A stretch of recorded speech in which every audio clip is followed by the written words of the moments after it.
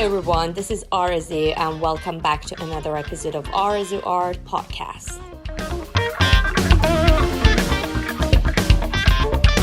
After a long pause, here I am back with another interview. As you may know, this podcast is my passion project, so your support means a lot to me. Please feel free to share this podcast with your friends in your favorite platforms, or comment or message me in any social media that you like. So because I was away for a long time, I cut it short. My next guest is the amazing Carter Goodrich. You may know Carter for his distinctive style in character design. Carter Goodrich is an award-winning LA-based character designer, illustrator, best known for his cover for New York magazine. He has worked with numerous well-known animation companies and classical movies such as Prince of Egypt, Sinbad, to many other big studios, PIXAR, Sony, Dreamworks, and movies such as Ratatouille, Brave, Open Season, Croods, Coco, DespicableMe, to name a few. In addition to his character design work, Carter has written and illustrated 7 award-winning children's books. In this episode, we are going to talk about his artistic background, working as an illustrator for New York magazine, how he started to getting into animation industry, working in Dreamworks alongside Nicolas Marlet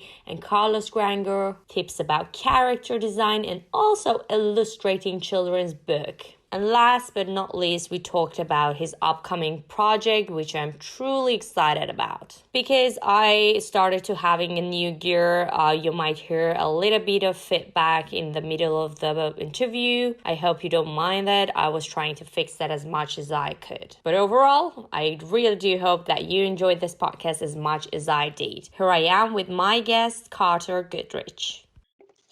Hello, everyone. I'm here with my lovely guest, Carter Goodrich. I'm super glad and honored to have you today, Carter. Thank you so much for accepting my invitation. How are you today? I'm very well, thank you. And thank you for inviting me to answer some questions about this strange business. Is it too strange? Well, it's not really strange. It's interesting. I don't think it's the same for any two people, to be honest. Yes, that's why I do interviews with different people in the industry, because everyone's path is really different. And when you hear from everyone's story, you pick up something and you learn something new. And that's why I do these interviews. So I normally start with an introduction. So I really want to know a little bit about little Carter when you were really young. Were you always into art, or it was something that you developed when you grow up or grow older, or are there any artists in your family, or you're the only one? Just a little bit about your background when you were a kid. Yeah, I think that I signaled pretty early on in life that this was going to be my pursuit in life. I loved to draw when I was a little kid, and my dad was a painter, so he always had a studio. There we go. I loved hanging out in his studio and going through his art books, and I did a lot of copying when I was a little kid because there were so many great artists that I loved what they drew and how they drew it, and I studied things and did my best to copy them, and I think I learned a lot that way. I think that's maybe one of the best ways to learn, not to replicate somebody else's style, but just to really learn this mysterious act of image making. And so I was lucky in that respect that I always felt comfortable in that world because my father had his friends who were painters and sculptors, and wow, together, and I kind of had 3 different fathers because his 2 best friends were always around. And oh, wow, interesting. It was fun. It was, I think it was one of the great childhoods. I feel very grateful. That's brilliant. Interesting. So you basically grew up with art. So that's how you got into it. So how did you learn about like animation? So because I assume later you went to like university and studied illustration as well in Rhode Island College of Design. Yeah. Yep. Rhode Island School of Design, RISD, and very good school. And that was, I think the greatest thing about that was going from high school into art school, and suddenly this whole community of like-minded kids, you know, we're all, you know, from the same planet, and I just loved it. I loved my 4 years there, and the people I met and the people I studied under, the things I learned. It was quite an experience. One of my instructors and advisor was Chris Van Allsburg. I don't know if you know his work, but he's a brilliant book illustrator. Okay. They've made movies out of some of his books, Jumanji, and okay. They made a movie from his Christmas book, the name of which escapes me right now, but amazing book, beautiful book, but I thought the movie was a bit spooky. Okay. Spooky movie. Some of the Christmas movies are spooky, so I don't know which one it might be. Yeah, I can't believe I can't think of the name of it. That bothers me. Don't worry. So is it Christmas? Not Christmas Carol? Is it Christmas Carol? No, it was about this train that this. Oh, okay. Something Express, right? Yeah, I don't know.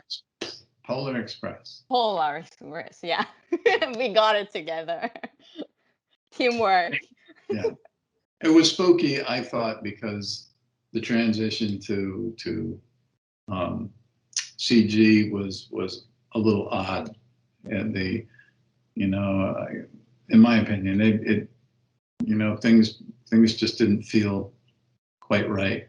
Yeah, I think it was very early years of CG movies where there were still a little bit of like, I don't know, the characters didn't look as realistic as they should be, but sometimes it gives you this strange feeling that, okay, this is CG, this is computer, is it real? So they were trying too hard to make it too realistic, but it didn't feel so right. Yeah. So that's why maybe that was spooky. Yeah. There's terms of a word for that in English, I think, but I can't remember. So yeah. I don't know it either, but I think that was the problem. That I think when you get too close to realism, it's like a dangerous area, and it never quite looks right. And maybe in time they'll figure it out. Those secretly, I hope they don't. I don't like all this. Yeah, I know what you mean. So yeah, it seems with some of the stop motions as well that they're just so weird sometimes, but makes you, yeah, as you say, it's a bit spooky. So that's wonderful. So you basically had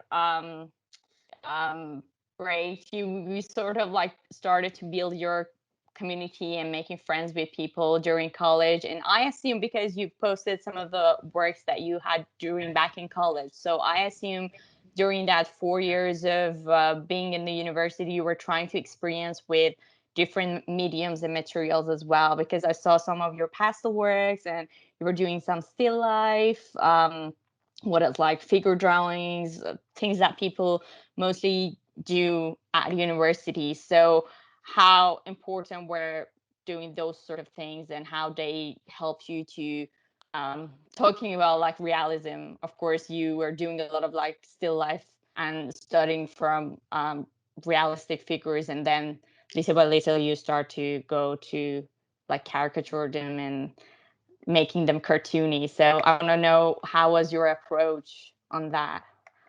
I think that at that time, and I don't know what their curriculum is like now, but I imagine it's pretty much the same.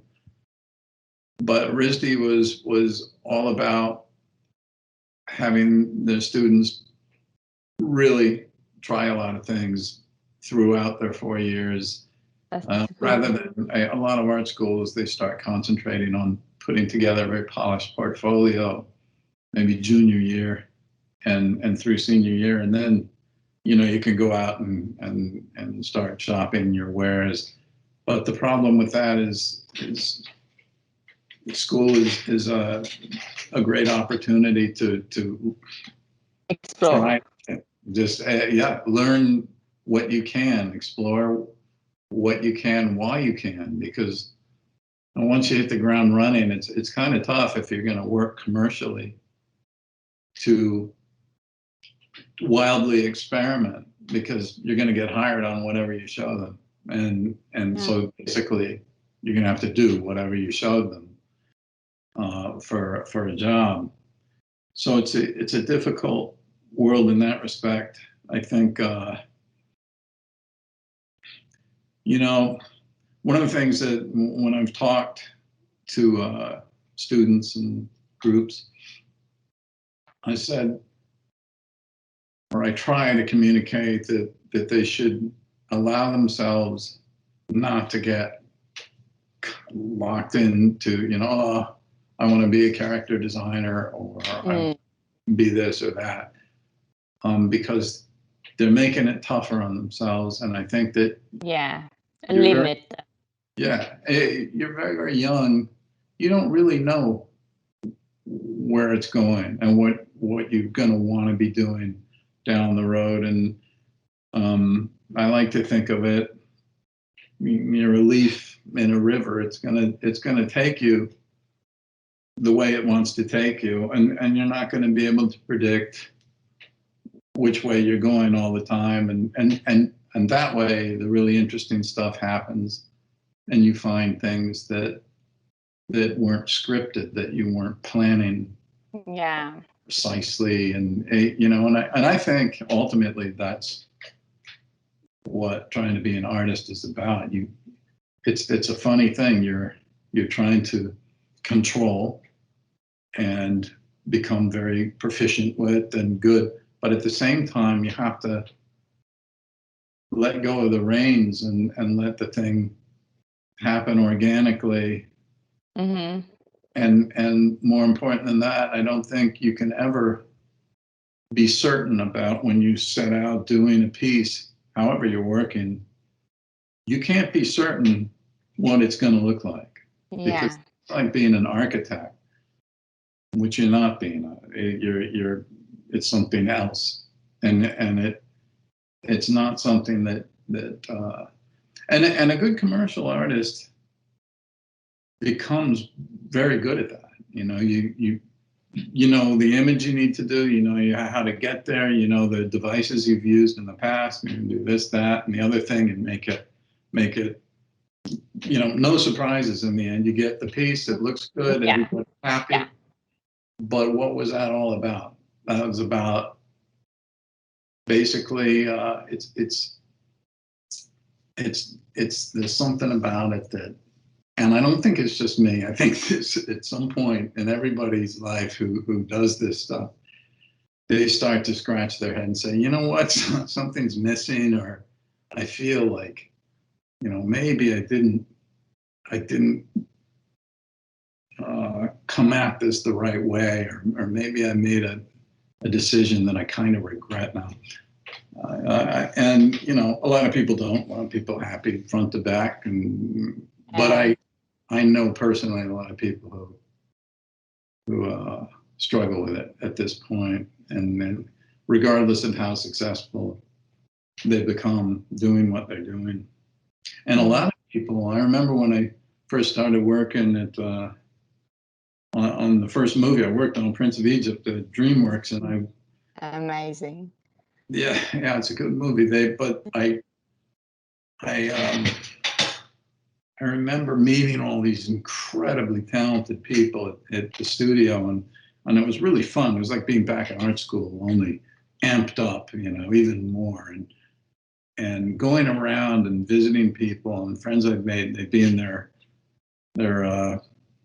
office. I use that word. It's like their own little studio in the building, and they'd be doing these incredible paintings and things. Because back then, They were still Yeah.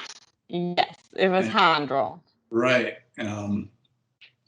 But my point is, many of them would tell me, well, in my house I have this studio that I've made, and it's like, I can't wait when I'm going to be able to use that and to be there and to be doing. And I thought, oh boy, something just sounded, this isn't going to end well. Or by the time you get to that studio and to that point, things might be different, and it might. And I can say all this because I'm experiencing it right now. I'm going through all that right now. Although I've always worked at home in my own studio, but it's the same thing. It's in service of various projects. Yeah. So it's always, there's just something about it that I think students should think about. Yeah. Yeah, I think what you're trying to mention is that sometimes people are really like strict with setting a goal. Like, for example, I only do this, study, go to university, and then my goal is going to this certain studio, and that's the end of life. I'm a character designer, and that's it. So, but what you're trying to say is that you never know what would happen on the way or what opportunities may come on your way. So firstly, you need to be really more open, and secondly, when you get there, maybe sometimes it's not what you think it might be, like because anyway, working in studios and like it is a job anyway, although you love your job, but there are certain pressures that it also has that a lot of students are not aware of. So I think this is what you're trying to mention, that if you somehow, you need to firstly be aware of the fact that if you work for someone else, there are a lot of like things that you might like personally, but also sometimes a lot of artists do this thing that they have like their day job, whatever, they work on cool project, but they also have their personal projects as well. Like you mentioned, your colleague was enthusiastic about going back to his studio, so Yeah. maybe that's like figuring out how to balance it out, because although the project that studios offer are really exciting, but there is still something missing in every artist, I think, that they still want to do that freedom and do whatever they want, right?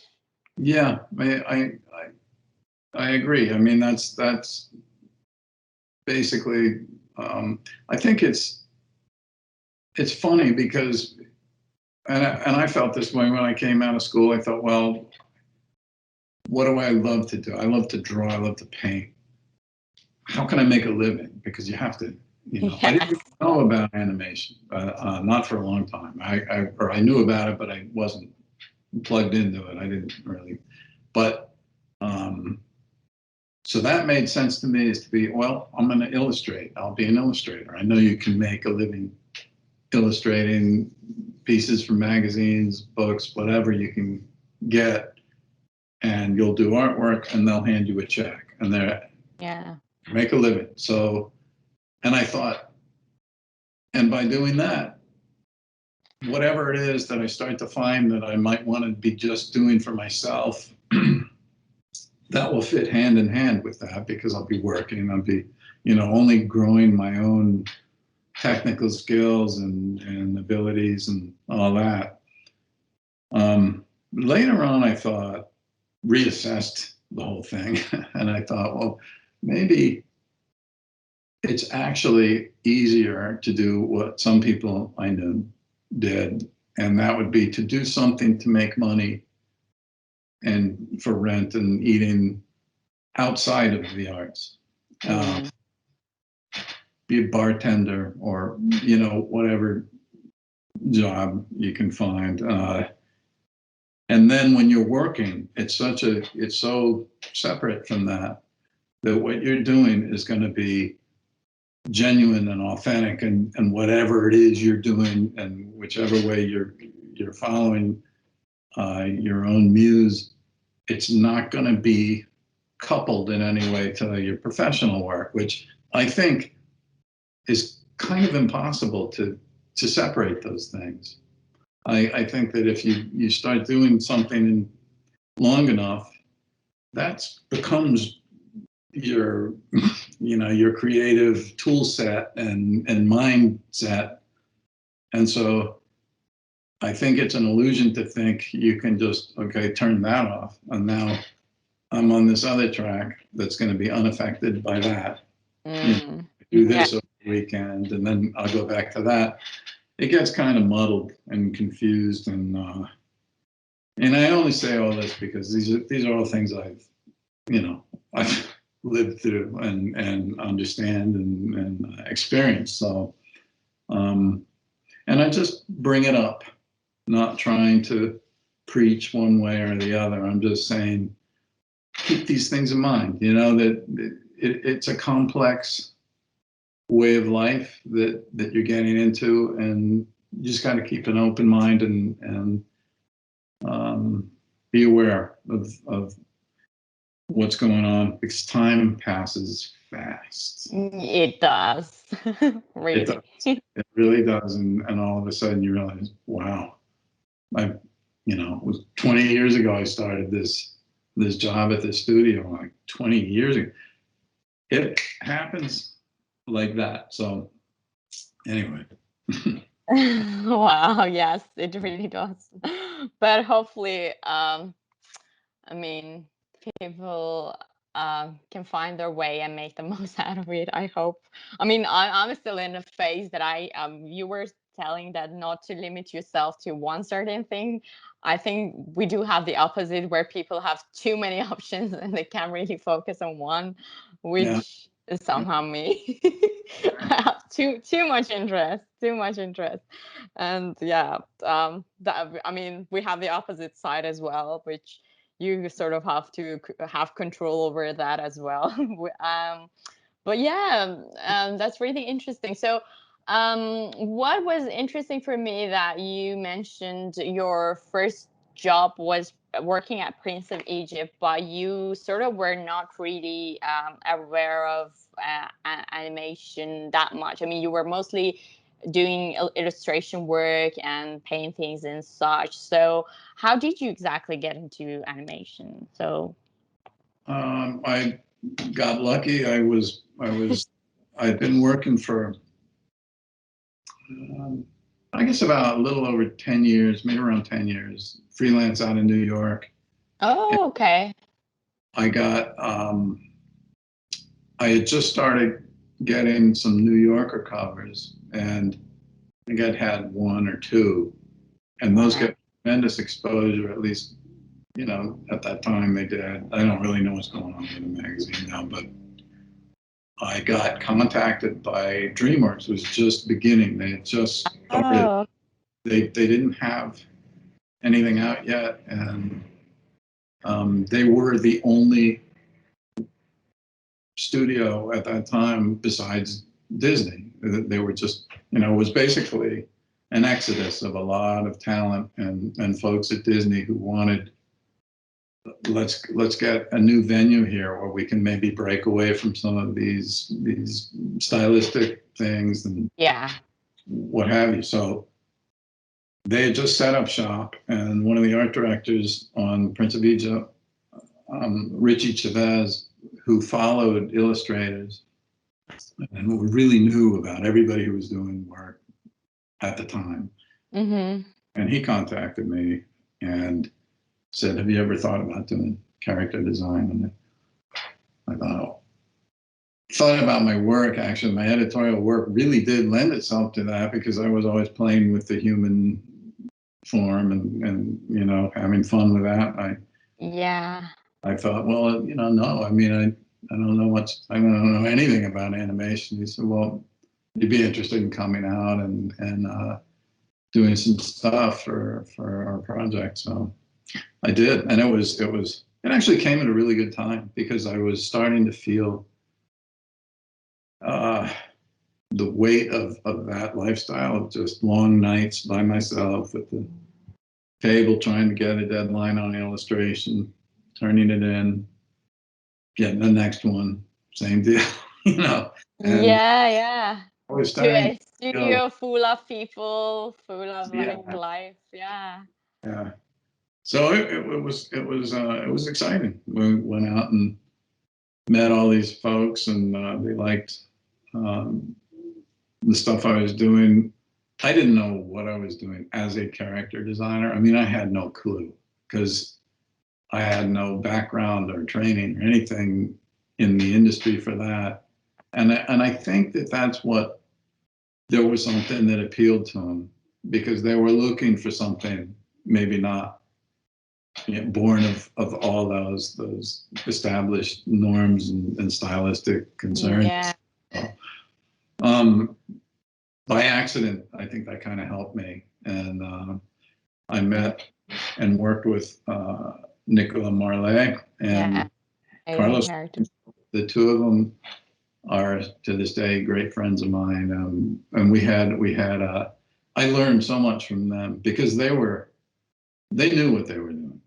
They both could animate, and they, you know, they knew the ins and outs and what works and what you can do and what you can't, and they're both great artists. So it was wonderful to be mentored in a way with them and to work with them. And it was a lucky stroke. Wow. That's a magical trio. The three amazing character designers. So it's interesting because I didn't know that you were doing the New Yorker's illustration first. So I was thinking with myself that maybe you were starting as an animation and later you got into illustration, which is the other way around. And just to mention, New Yorker magazine is one of the really well-known and iconic magazines, and it's mostly known for its cover. And I think you did about a lot of covers for that, like 20, more than 20 something, right? Yeah, I can't remember the exact count, but sadly, these last, 5 or so years, when all hell broke loose over here with the election of you know who, and that's Harry Potter. it was things changed here in every imaginable way, and okay. it's been one of the casualties for me was being able to just kind of come up with ideas and sketches for the New Yorker, because all of a sudden everything was just being consumed by this nightmare that had happened and was getting worse by the day. Mm-hmm. And like, well, how do you, and I'm just speaking for myself, but it was how do you come up with an idea of some kind of ironic moment in New York or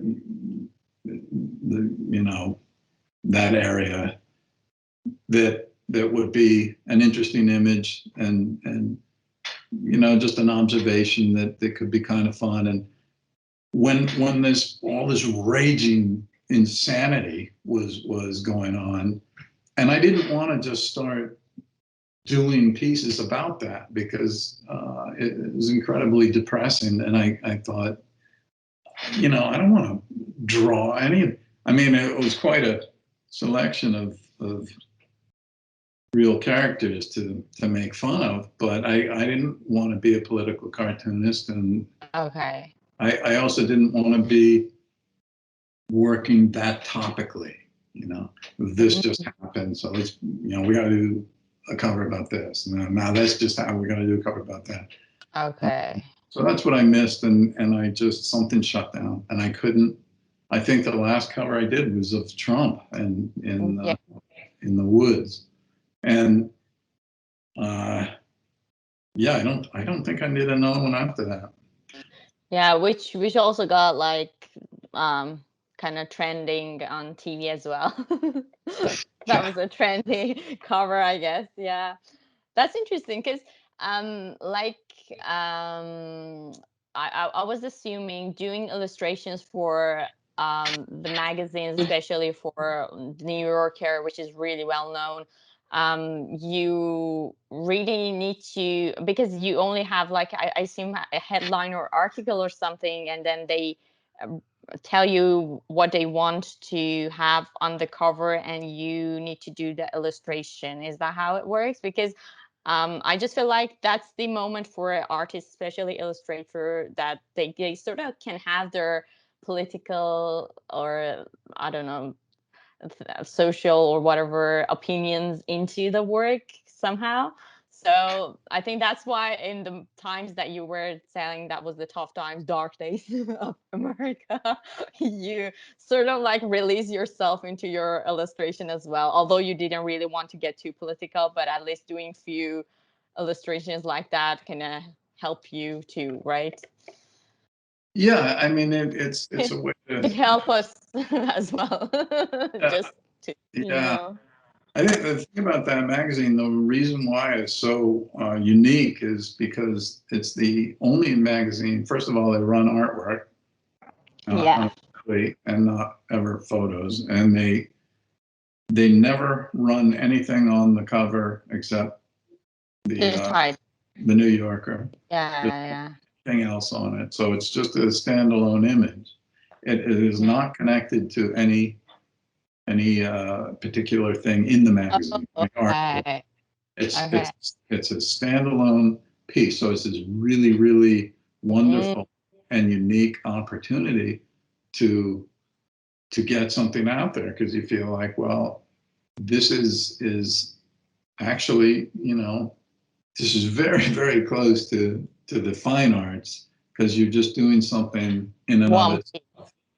And if you can submit something that they like, the sketch, and then they say, okay, go ahead and see, do a finish, and then they may or they may not run it, but it's really exciting when they do, and you feel, because a lot of people are seeing it, and you really are just doing something from you, and they feel like, okay, that's good, that's universal, people are gonna respond to that, so we run it.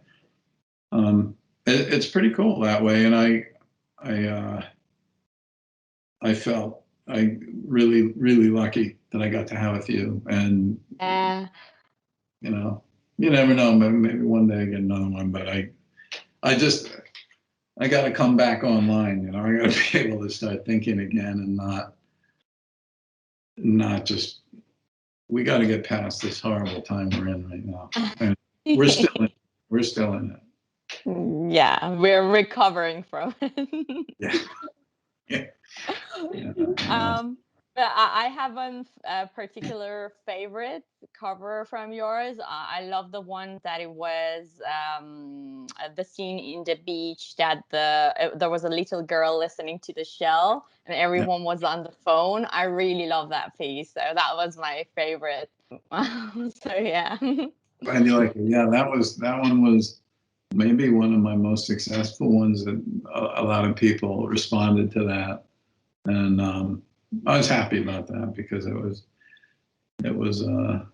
they also augmented that piece a little. They I think in the original painting, which I sold, was the sky.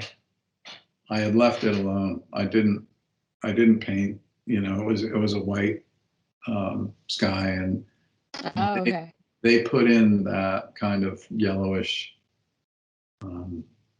I think, yes, I'm right. They put that in digitally, and it's like, oh, okay, as long as you run it. I don't care. I mean, at the time, I was so happy to be getting a piece that. Yeah, a little bit of tweak didn't bother you. Yeah. It's a magazine, and so. But anyway, yeah, that piece, I like that piece too. Yeah. So just to mention, you also received a few gold medals for illustration for those covers as well. So well deserved. Well, no, I didn't win anything for those covers, but I got a couple of those medals for some other pieces I did. I forget. Oh. Yeah, You worked for a few other editorial magazines as well, but I think mostly because New Yorker is so well known, so that's why I just mentioned that one. But yeah, but what you mentioned, like I didn't know this as well. Like with the New Yorker, there is no particular related article with the cover.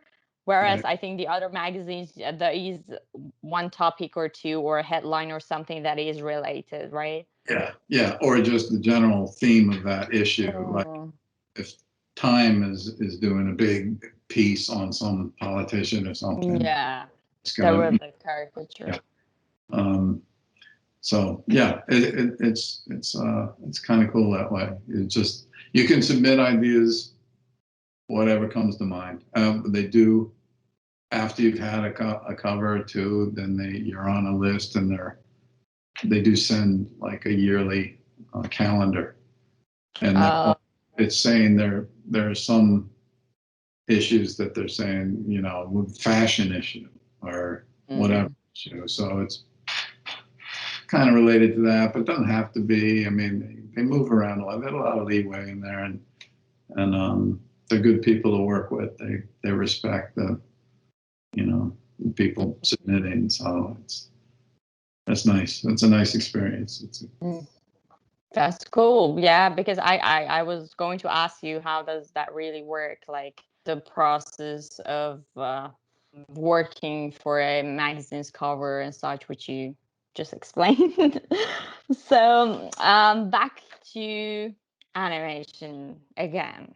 So you've been doing you've been in New York yourself as well, right? For a couple of years doing the New Yorker, and then you moved back to Los Angeles I for would. working for DreamWorks. I moved to New York from Connecticut, where I was living, and Oh, I was there for about, I think, 8 or 9 years, and then I left New York, went back to Providence for a little while, and it was while I was there that I got called from DreamWorks, and I went out west, out here to LA for about a year to work on that movie, and things just turned in that direction. After doing that, everybody who works on these projects, then they kind of fan out and move off to different studios, different projects and things. So eventually it becomes a situation where there's usually work, and you can spend time on a lot of different movies. yeah. But things have changed since I started. Like, for instance, having been on Prince of Egypt for over a year, I think, that's unheard of for me now. Freelancing, I might get a couple of months at the most on something. Yeah, yeah.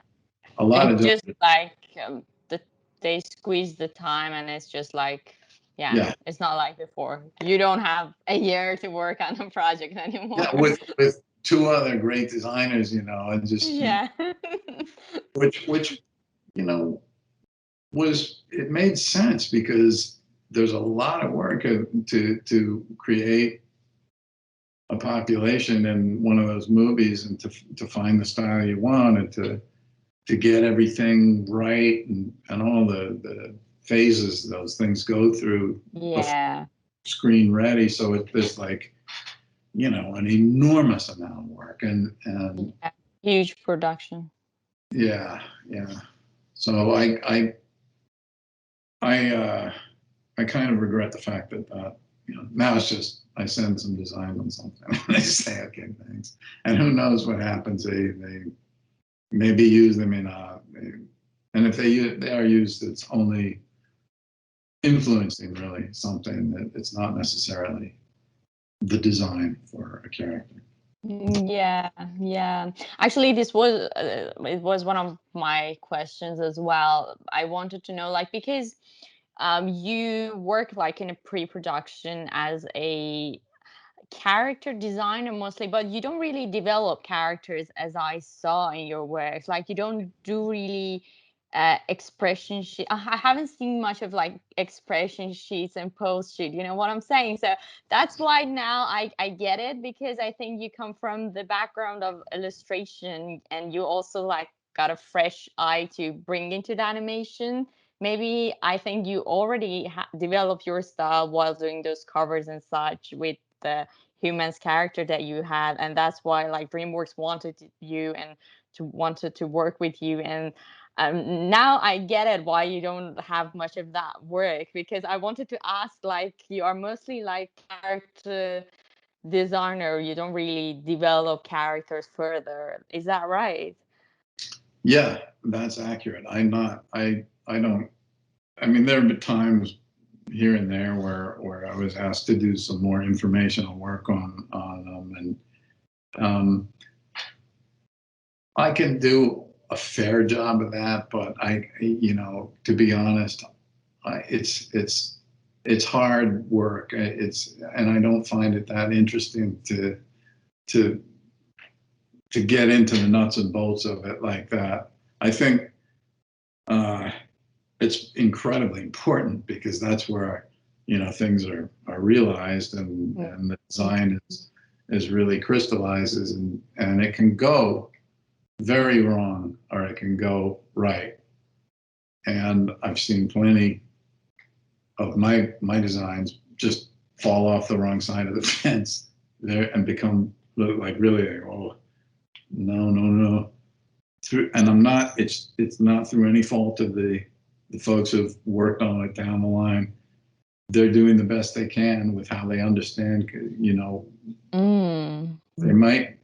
they're reading volumes a little bit differently or whatever.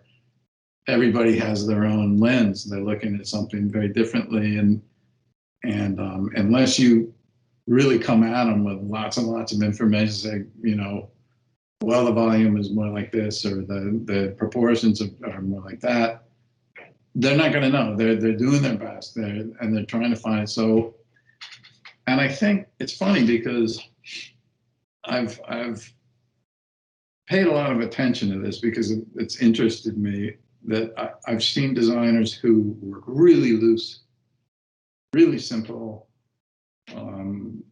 drawings that are all they're very two-dimensional and not, you think at first glance, well, I don't see what's special about this or why, and then you see those things taken and start to get really built, and that's where they get strong, and I'm so, oh, okay, now I can see it, and they're true to this very easy loopy kind of thing, but they have great impact. And sometimes I wonder, like, that might be a more effective way of being a designer, that that there's kind of a system there that I didn't understand. So trust me, you already did an amazing job on so many movies, and I personally, every time I have an art book, even when I was younger, I immediately recognize your style, which is like, I think, really amazing. Like when you open a book, you see something like sketchy with like pen, or pencil. I immediately recognize that's yours, which is fabulous. I mean, no matter like how early on the work you were working on, because as you said, the character keeps developing in animation, and they just change the proportions or the look and style. But I still can see that the influence of your work in the final version as well. So I think there are some of them, like I think with Brave, or the PIXAR ones that you did, are still so much of your designs into the final version as well. Don't you think so? No, it's nice. I love hearing that, and I'll just say thank you. That's great to hear. I do think, yeah, it's character to character on any project, and Yeah. And sometimes, you know, certain ones. I thought that Despicable Me was really amazing what how Yeah, that one too. Yeah. they were. I was shocked by that. I did just a few passes on those characters, and you know, and they were sending them to Paris and said, okay, now we have this other character. So a couple of drawings, okay, now we have this other character, and I thought, well, I wonder if this is even going to get made, because it just seems like they're being sent off into a black hole, and we're never going to hear from them again. But those guys at that studio, my God, the project ended, a couple of years passed, and somebody said, hey, the trailer for Despicable's out. Have you seen it? I said, no. And I saw it, and it was of the family in Egypt, with the tourists, American tourists in Egypt. And I had just done, I think, one drawing for each of those characters, but they totally got who the character was and everything, you know, volume, all that stuff. It was like, I think that was the most accurate hit on sketches I'd given. It was so much fun to see. And yeah, fully rendered the 3D yeah, character of a very flat pencil work. Yeah. there's just some guys there and girls there who got it. They just read those things and ran with it. And I was just like, oh, okay, so it can happen. Of course it does. It did. I mean, I'm surprised that you don't really see your influence on the final works, but I understand why. But yeah, I assure you that there are so many influences of your work in 3D animation as well. So don't worry about it. Okay. Yeah.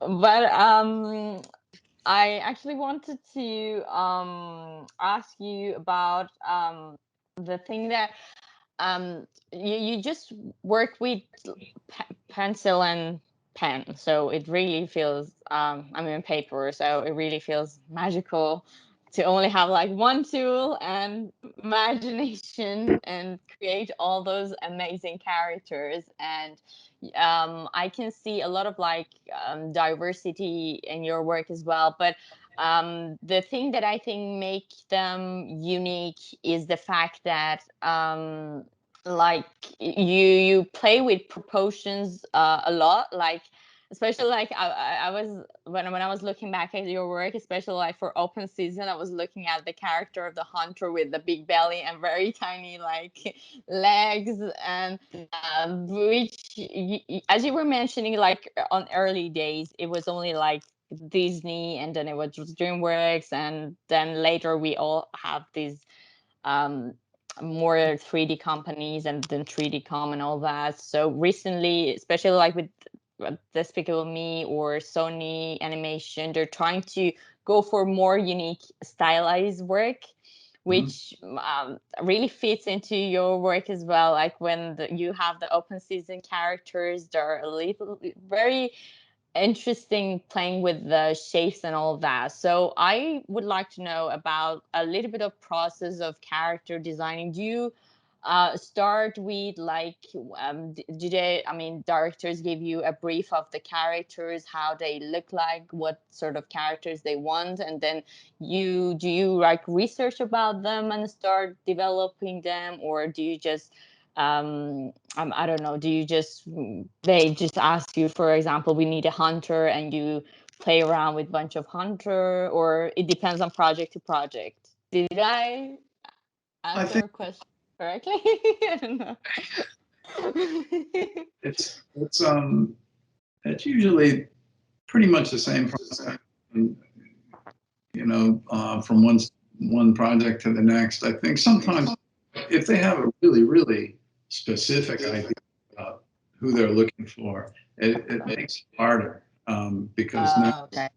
you're kind of limited. stand to something, and you can't. And what's fun about it is if they give you a general idea of who the person is and who they're going to be in the movie. And you can just it's a lot more fun when it's just wide open.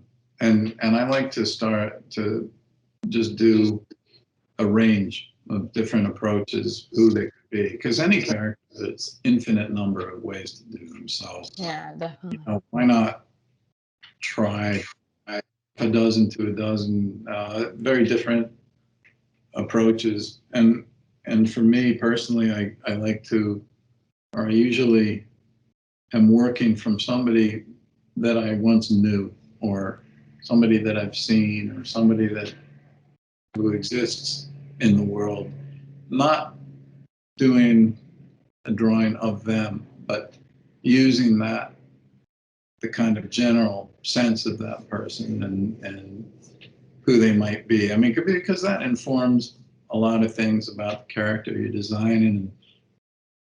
And then if it's located in somebody that you knew or who exists, an old actor or something, then people recognize something in it and they kind of respond to that. It's like, it feels like, oh, there's somebody inside that design. There's a real, living individual in there who's got certain quirks and whatnot that might not necessarily have been written in with the story descriptions and everything, but it's somebody who could be in that role, but is also kind of an interesting, they've got a background. You can look at them and think, yeah, I know that guy.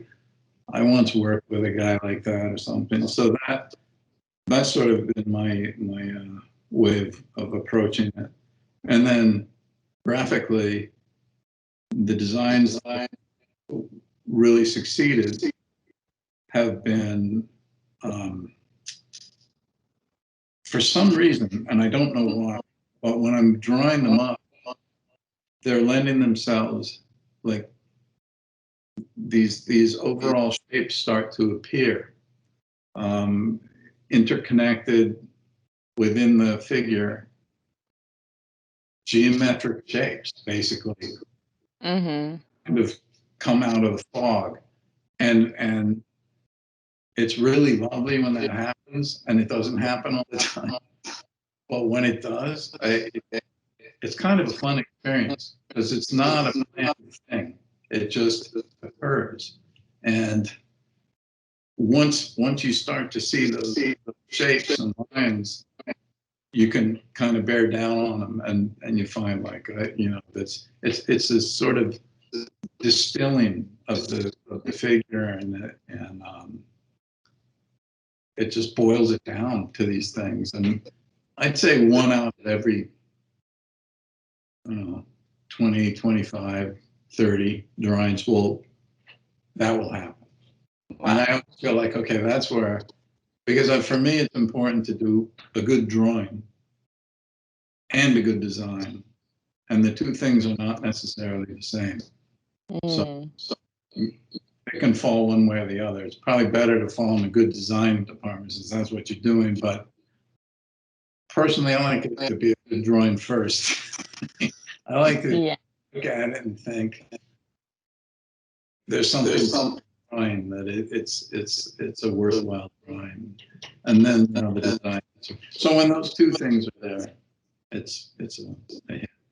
Yeah, I think it's also again because of the fact that you've been in both world of like fine art, illustration, and animation. So because you have that one shot, but you want it to be like so good, like you want it to be a good drawing, but also have that storytelling and the design that I don't know, the client has asked you. So that maybe that's why, all in one shot. It was really interesting for me that you mentioned that you get your inspirations from real life people. So that's how a lot of characters are born, I think. And when you find the element of real life and you put it into a character, I think it makes it more interesting. That's why when I was looking back at your work and especially again back to that, I don't know why I'm stuck with that hunter from open season, because again, I just feel like I've seen that person somewhere. So it's really interesting to know how you got your inspirations from. But you were also mentioning that, I mean, somehow project to project might be different because sometimes they might limit you to something, and sometimes you're open to give them suggestions. And as you mentioned, you were giving them a lot of suggestions, sometimes like 30 something. Actually, I was meeting Carlos Grangel 2 years ago in an event. So he was mentioning something about while he was working with Tim Burton was preferring him to just give him like one or a few shots. He was actually working many works and a lot of like ideas and designs, and Tim Burton was like, oh my god, no, I just want one or two things. I can't choose and pick up from all these things. So that's interesting to know, like how sometimes people want a variety of designs, sometimes directors just want to just few ideas to go for. But one of your recent project with animal crackers, I think you've done almost all the character design yourself. Is that correct? Like, and you have more, I think, freedom to explore all the like style of the movie and all that, right? Yeah, I from Scott Sava, who made that movie, wrote it, created it, and he early on he told me that he would like me to run a pass on every character in it. Asked him, well, how many? What what's it? I don't even know what the count is, but it was a big cast. So many. That was a great opportunity. I think that things went poorly with a lot of them, and that's on me because I didn't like what I had come up with on some of them, and I should have been able, or I should have spent time with them and with the crew that were trying to figure it out. So I think that was kind of, for me anyway, an example of when some of the characters fall on the wrong side of the fence and they're kind of unappealing and not just not strong characters for a movie. But some of them worked out well, and I think in general people seem to like them for the most part. But yeah, that was a real bonanza of just like, it actually was a problem that there were so many, because I couldn't kind of bear. If there had been maybe half as many, it would have been perfect. With the same amount of time, half as many characters, and I think we would have landed more of them than we did. But yeah. I haven't seen the movie myself yet, but I think I'll go and watch it very soon. But because I saw some of the characters that you've been drawing, and they look really fun. And I think maybe it was a bit like difficult because with animal characters, there are so many out there. So when you want to make a unique designs for them, that would be much more difficult, I assume. Yeah, it's there are only so many ways you can draw a bear, and they show up in a lot of movies. In fact, one of the characters, well, I won't get into it, but it turned out to be, I did a drawing for it, which I actually quite liked, and as it turned out, it was almost an exact replica of the same character I had done quite a while before on another movie. And I didn't know whether or not they were even using it or making the movie for that matter. But they got wind, they saw it in a presentation. that studio saw a presentation for the movie when he was shopping the movie around. And they said, hey, wait a minute, that's our such and such. And there was this big legal brouhaha. And he got back to me and said, we need a different one for this character. And I went back and I looked at my records of that, what I'd done for that other project. Oh my God, I really did. It was just same character and not intentional. It just happened. Yeah, because you've done like how many years you are in this industry? Many years, and you've done plenty of works, which is like amazing. I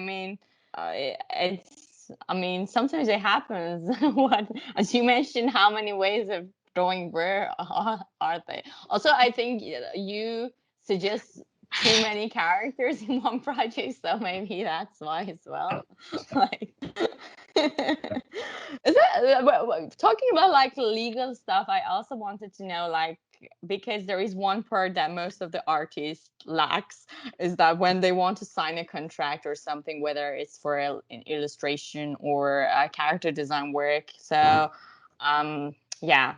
Has it ever happened to you that you missed something, or you want to advise people to be careful with their contracts or something? Yeah. Yeah, there have been, for the most part, working out here in the movies has been really, I very rarely have run into any contractual problems, or everything's up front. You have your time to work that stuff out before you sign, or everybody's happy. They're pretty tough about things, though. They're not very lenient or flexible about a lot of things. And that just goes with the territory. So as long as you know what you're getting into, it's not an issue. I had I really haven't had any. There was one production that was shut down, and the studio folded, and the person who was responsible for it kind of took the money, ran. So basically, after 2 or 3 years, or maybe longer, I got a letter from these lawyers that said I was being sued for basically all wages I'd made on the movie. They were clawing it back. And it was something they were doing. They were just going through the books and finding anybody who had been connected with the movie, who had been paid out, they wanted that money from the investors. So it was this really awful experience.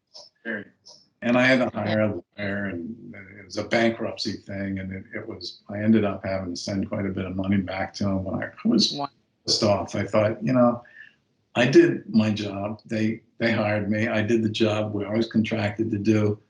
And I never got to give all the money back. I just didn't quite make sense. It was an ugly world to inhabit for a while. And I hope I never have to again, because that wasn't fun. But as I say, that was just one little incident in a lot of things. So I've never had. The reason that I also ask is because in Iran, we don't really have such strict contracts at all. Like, these things happen most of the time. So if it's opposite and everything goes smoothly and perfect and no one run with the money, then you're surprised. They're like, wow, it's magical production. So that's why, if that makes you feel better, here it's just. That makes me feel worse. It's terrible. I'm sorry. It's not okay. Yeah. When I was illustrating, though, in New York, and I would send my bill, I had to wait about 30 days or longer to get paid. And sometimes, but not often, but sometimes there was shenanigans, and they weren't, I'd have to chase it for months and months and months. And sometimes I get it and sometimes I wouldn't. So I figured it was more dangerous terrain being an illustrator than being a yeah. So maybe my listeners would feel better that it can happen anywhere. Don't worry. Yeah. You just need to be strong and chase for your money. um, and interesting thing is that I didn't knew that you've worked for children's book illustration. So that's very like again different thing to do. So I think so we definitely talked about the fact that your style is very distinguished and everyone can recognize it immediately. And but I just feel like within children books illustration you were trying to do something more different because it's not for adults, of course, like the magazines that you've been working on, and it's very like very in a very cute flat simple word of children. So how does that experience feels to you, and did you do them just for the sake of having a new experience, or Well, yeah, that was sort of a whole different field to work in. So I didn't want to. I did a couple of books, retellings, The Nutcracker and A Christmas Carol, and that was a long time ago. And then more recently, I started to think, well, maybe I could write something. And oh, did you write any as well? Because I couldn't tell which one you write. So yeah, the more recent ones I started with The Night Before Christmas. What I thought I could do was use the story, do the story, but then on the right-hand side of the book and on the left-hand side of the book, put my own story into it, which was about this little kid who couldn't get to sleep. And so it's going on, you know, as we all know it. But he's having his own story also in rhyme, and he's talking about how worried he is because he can't get to sleep, and he knows Santa Claus doesn't like that. You got to be asleep. So he's kind of freaking out. But anyway, I felt like that was my first way to find my confidence that maybe I can write. I'll piggyback it on this existing classic. yeah. Yeah, and it was fun to do. And then after that, I thought, Is it out? Is it out yet, or it's an upcoming project? it's yeah, I think it's still in print. Oh, okay. A Creature Was Stirring. You know, Night Before Christmas, not A Creature Was Stirring, but A Creature Was Stirring. So. Okay. Yeah, I'm pretty sure it's you can still get them on Amazon, wherever. But after that, I did a couple more, and the thing I told myself at the beginning was I would like to vary the style from book to book. That each one's an opportunity, and let me experiment with this, and then this way, and this way. And so they might not be huge shifts in the look of my work, but they were for me in how I was working. So Yeah. You know, there's only a handful of these books, but the most recent one right now, it's out right now, is Nobody Hugs a Cactus. And a lot of people really like that one. It's gotten the best response, and it's actually doing well, which is the first one I've done. I'm glad to hear. Well, that's amazing. So is it still available to Oh, buy? yeah. Yeah, sure. Okay. No one's hug a cactus. That's Nobody. so interesting. So, talking about trying to do a variety of styles on each of your work. Because yeah, as I mentioned, I didn't know that you also do kids illustration.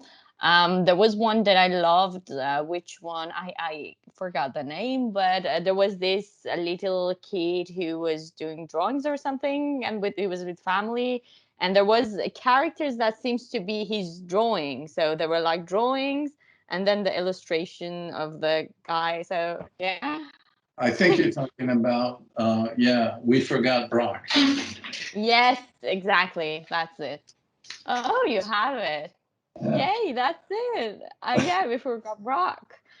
I really love the style of this one because, yeah, I mean, it seems like there is a, is the drawings, the child drawings that come to life?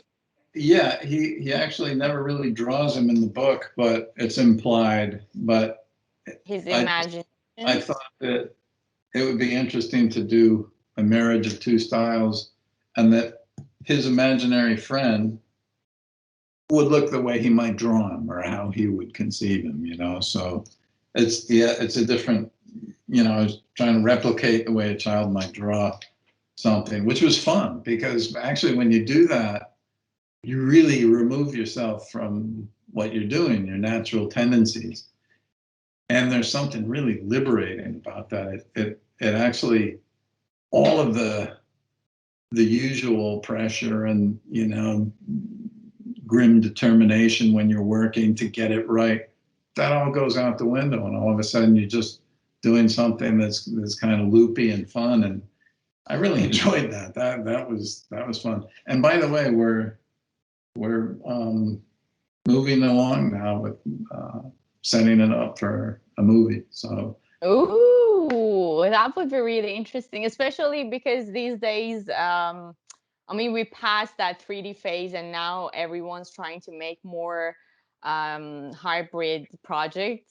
So there are a lot of like 3D merged with like 2D. There are flash right. 3Ds and all that. So I think that would be really cool to see that in Yeah, live. I do too. I think it'd be fun to see an animated movie that has, like, it's a hybrid of two animated movies, not you know, not live action animated, but animated and animated. But they have to live together, so it's going to be tricky to find a way if it goes. But it's looking more and more like it will. So It's like that one was your favorite too, right? Because it was really close to you. You had it well, next to you. yeah, yeah. The problem is with these books is they're really uneven, all of them. I don't feel like any that I've done has been something I can pick up and go page to page and feel good about. It's really, you kind of can't look and then, okay, yeah, that was sort of what I was after. And then, you know, no.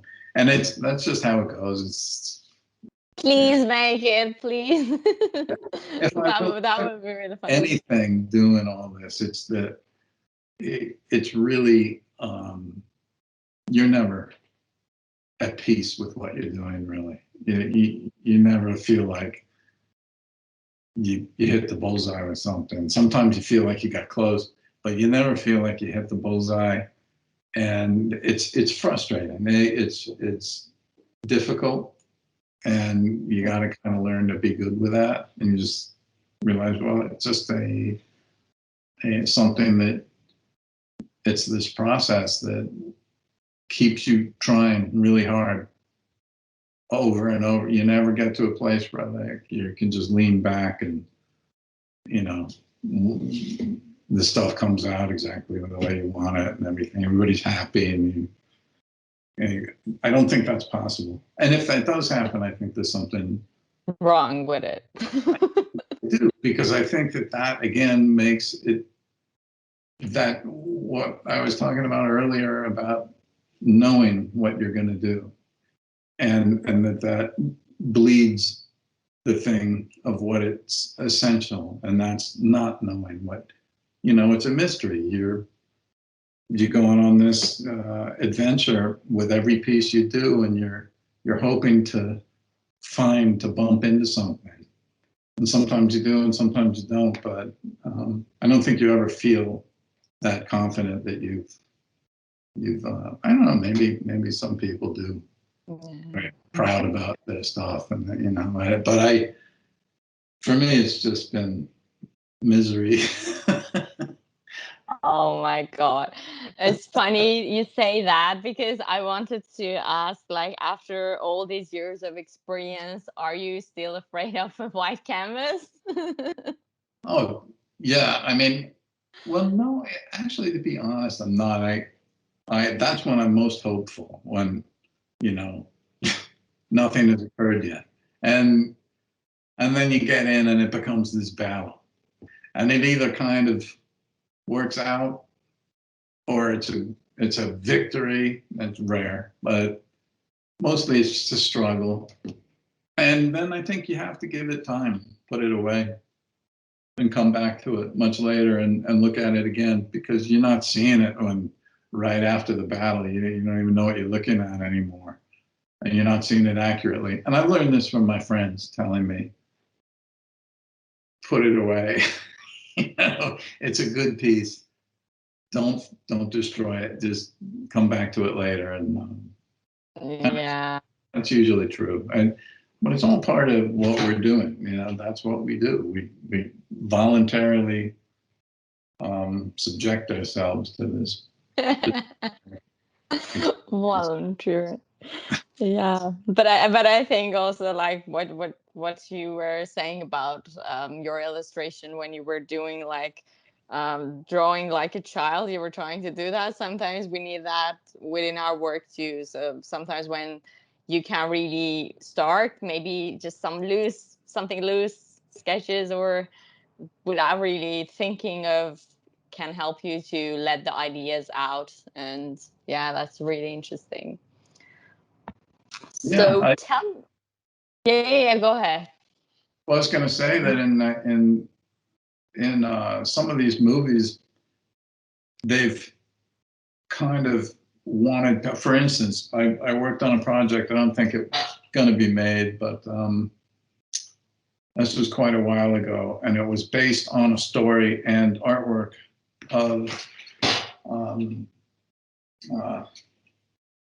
Jesus, I can't think of his Steig. I don't know if you know the artist Steig, William Steig. Anyway, he's quite well known. He's used to. I don't know if he's still alive. I'm not sure if he is, but his stuff is great. It's really fun, kind of almost childlike, and really, really inventive and completely original. The thing about it was, though, that it doesn't have a sense of volume. That's not how he works. It's not really a three-dimensional feel to it. Yeah, But the designs are beautiful. And he did this story about an island full of these monsters and stuff. They said, well, we want to do this. Can you do some designs for it with the artist in mind and all that? And so I got to key the work I was doing on his work, which suddenly lifted that burden of, it was this tremendous assist. It kind of took a big part of it out of the equation that I had to worry about. And it was kind of fun because I was channeling, not copying things he'd done, but, well, how might he have done this character?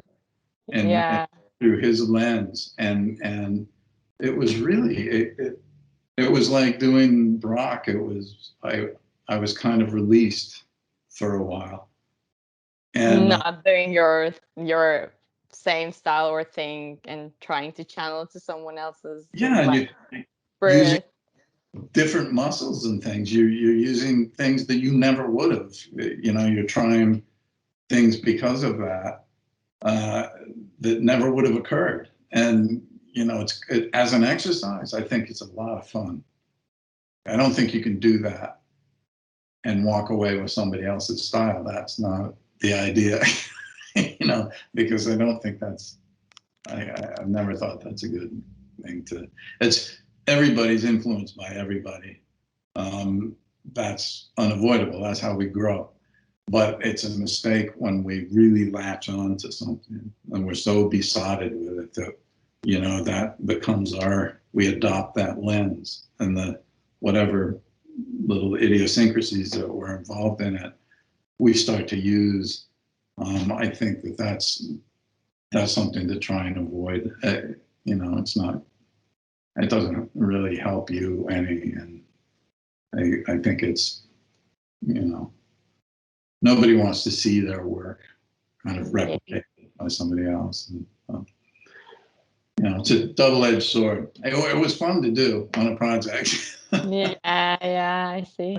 I wouldn't want to make a life of doing that stuff, but I loved how it allowed me to kind of just see things very, very differently for a while. And it was really a liberating thing. It was just a kind of exciting to have a different toolbox that, you know, you could play with. And anyway, same thing really as Brock. Yeah, that's yeah, I really love the style, and that's interesting to know that sometimes when you, yeah, I mean, um it's funny that a lot of people like try to get so good at something and they develop their style and all that, but sometimes I think you need a break every now and then from that sort of thing that you always do. And as you was saying, it's so liberating and just such a relief. Like you do something else, like, or I don't know, you pick up another like medium, you go around and play with ink, for example, and do something new that could be really refreshing. So yeah, that's good. Yeah, I think that's critical. If you can keep that in your work and your life, then you're doing the right thing. I think can't go wrong. So Yeah. I need to remind myself now and then to, you know, change it up a little, work with different tools and stuff. Yeah, talking about that, we were just talking about that you don't really do digital, so it's all always like traditional work that you're doing. Is that like you've never pick up an interest in that, so you just didn't feel like you want to do it? Is that like because you grew up with art literally, so probably because a lot of artists are like that they love the touch of paper or the, like, I don't know, the smell of oil or something. So are you that kind of person that's why you don't really feel like you can put all your spirit if you do a digital work? Or I just romanticize it? I don't know. I think because I've thought about this a lot, and I know that this is the age we're in. These are the tools we're using, and who knows what it'll be like in 10 years and so on and so forth. But I grew up with these antiquated tools, and part of the reason why I was into it was because of them. I loved them. I loved the papers and the paints and everything, and I kind of found my way with them, and I began my career with them. We still was non-digital world when I started working professionally, and was a good ways into my career when all of a sudden this huge shift began to happen, and it was very apparent out here in the studios because it's fantastic for movie making. These tools are you know, a godsend really.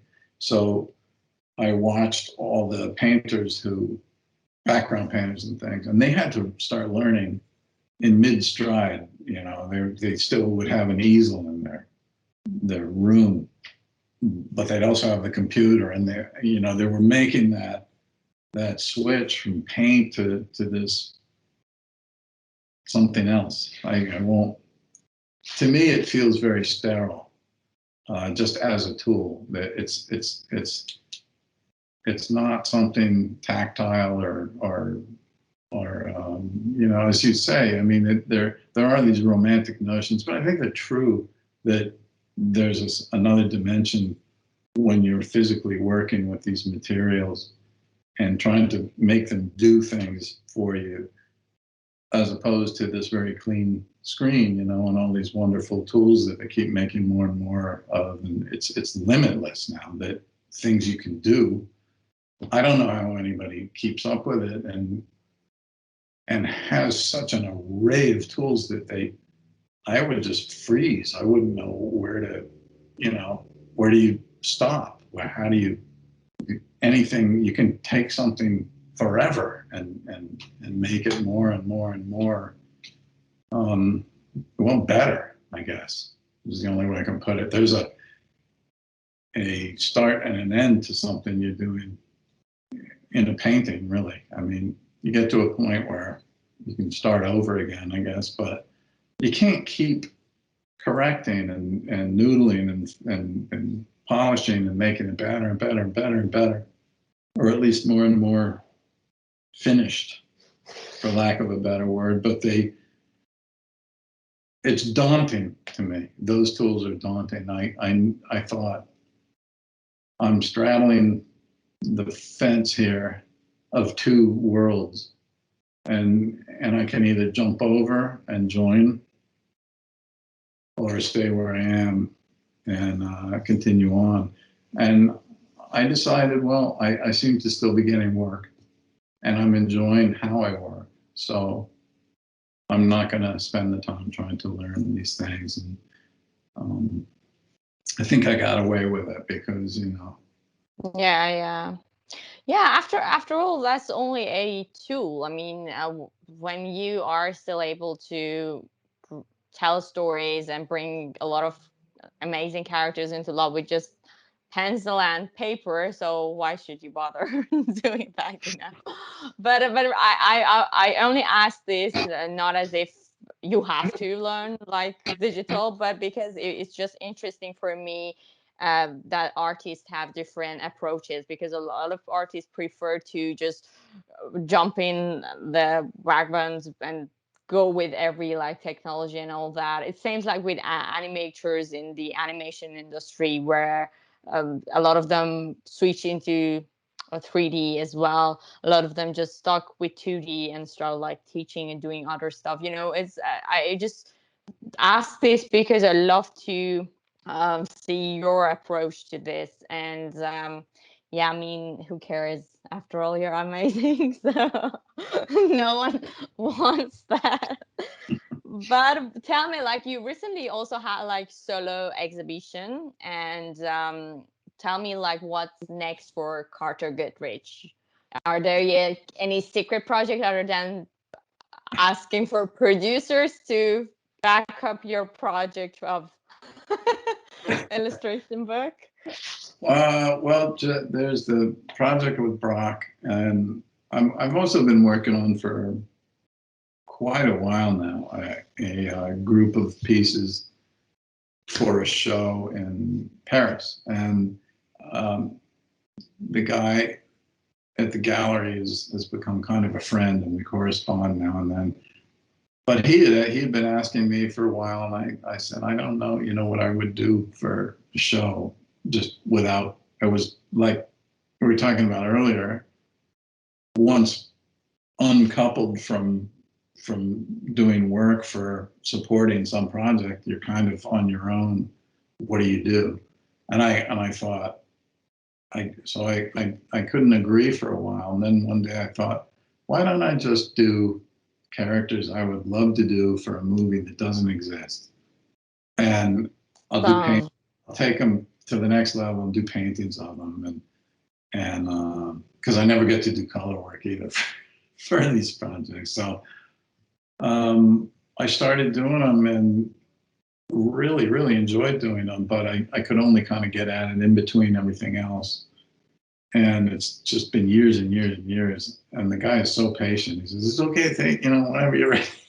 You better be. So now I have started working on it again. And I'm hoping I'm getting close to having enough for the show. But in the meantime, I was talking to some people, friends of mine out here who, a producer and someone who's directed a few movies, and I said, hey, you think there's a story in these things and with these images and stuff? And right away, the director wrote a story, which was really good, and we got interested in thinking about walking it around, but he got swallowed up by another project, another thing he's on contract with. And so I wrote my own version of the story, and that's kind of still in play. I know that the producer has been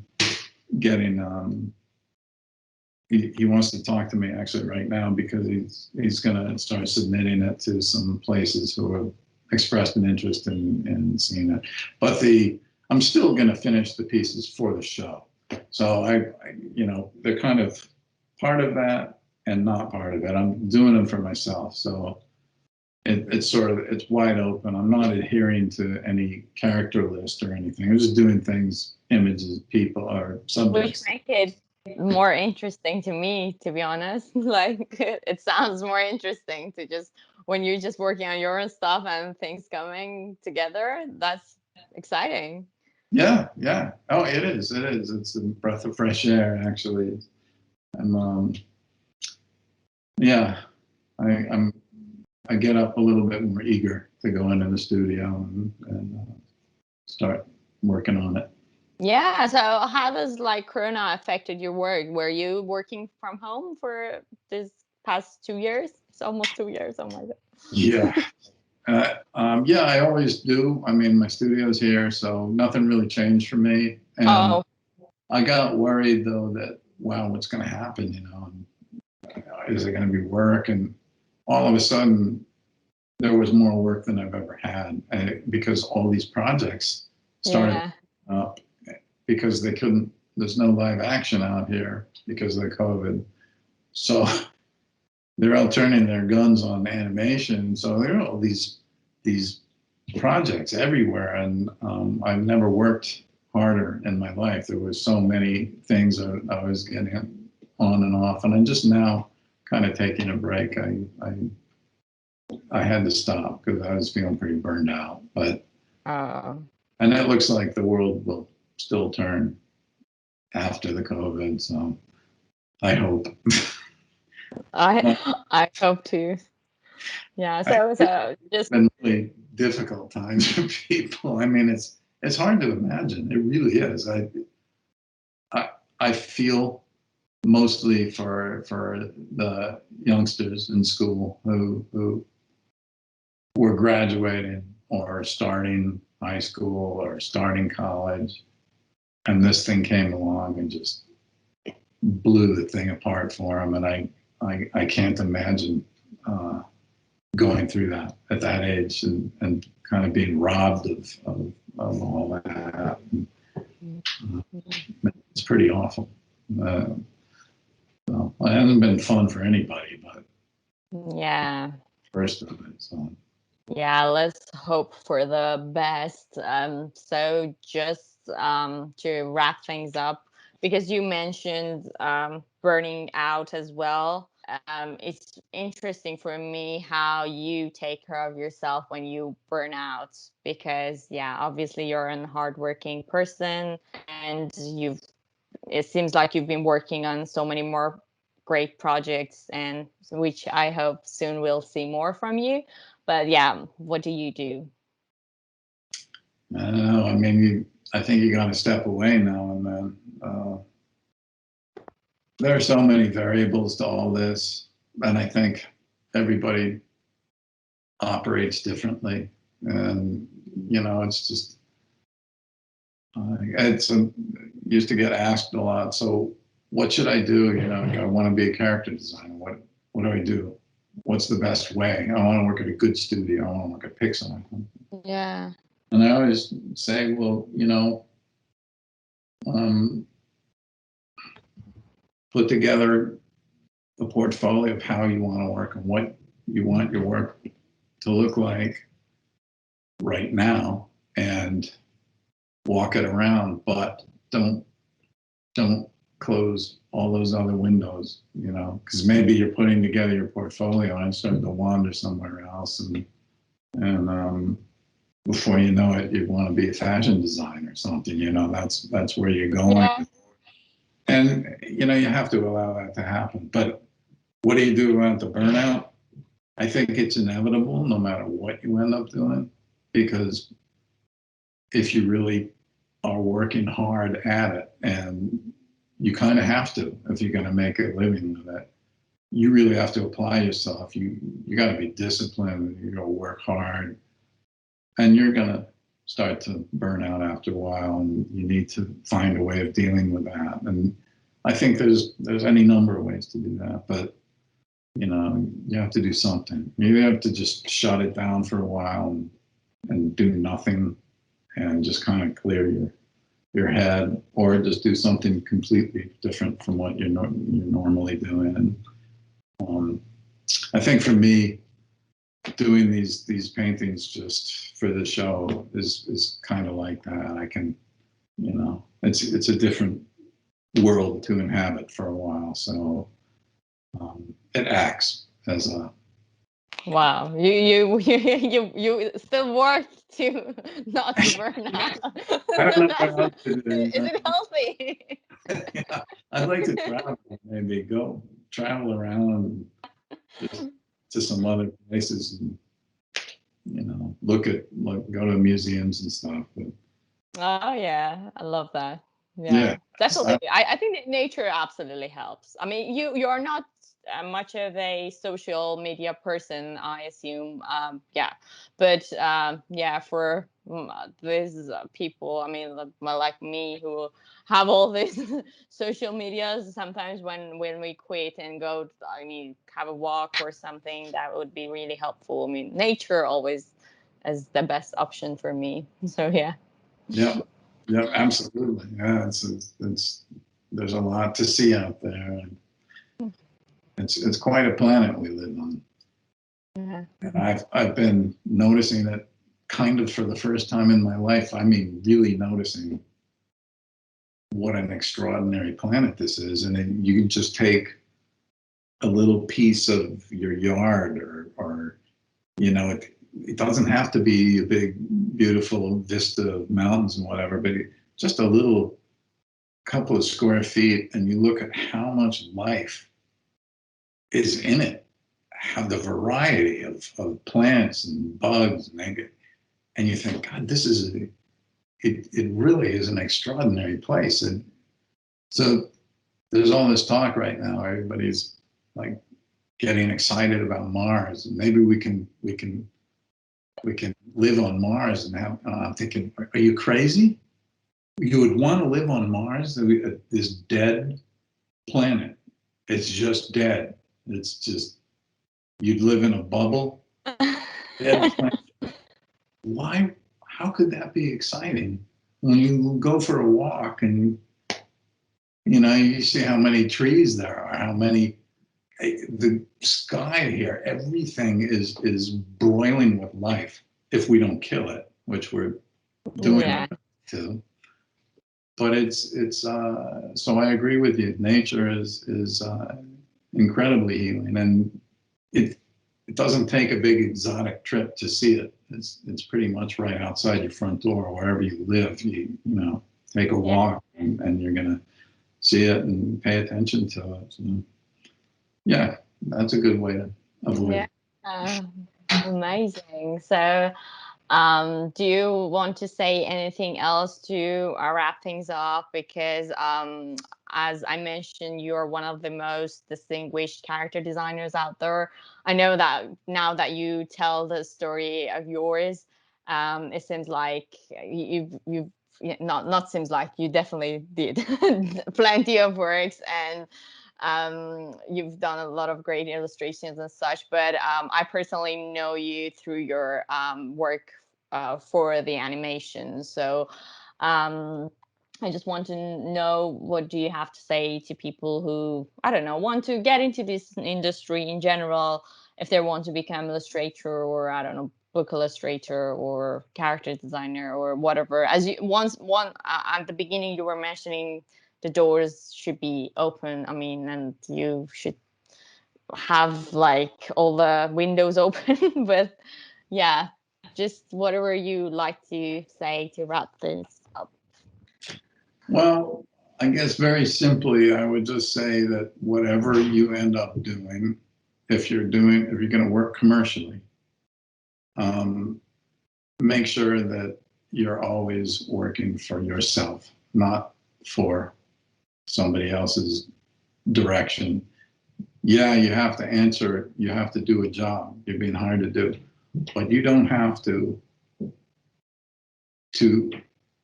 be doing what they think you should be doing, if that makes sense. You always have to do it for yourself first. And if it doesn't work in the job, then it didn't work in the job. But I think the chances are greater that it will if you're doing it for yourself. If you're answering the things you need to answer for yourself and satisfy you, and just in that specific moment, in that painting or drawing or sculpt or whatever, it's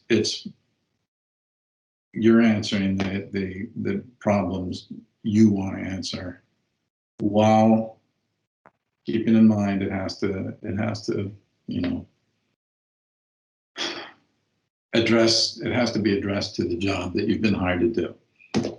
It's not always going to work. They're not always going to be happy. But I think that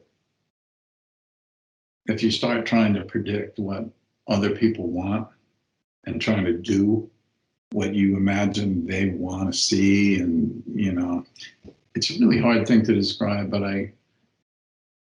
because you're walking a tightrope, and I still think that it's really, really important that when I work, I'm doing the thing first for me. Mm-hmm. When I do a day's worth of work on a job, I might end up throwing everything away that day, and maybe I can't bill for that day because of that. But I'm not turning something in that I think, or I might even know they're going to like, if I don't like it. Okay, yeah. That's the best way I can describe it. Wow, that's amazing. Thank you so much.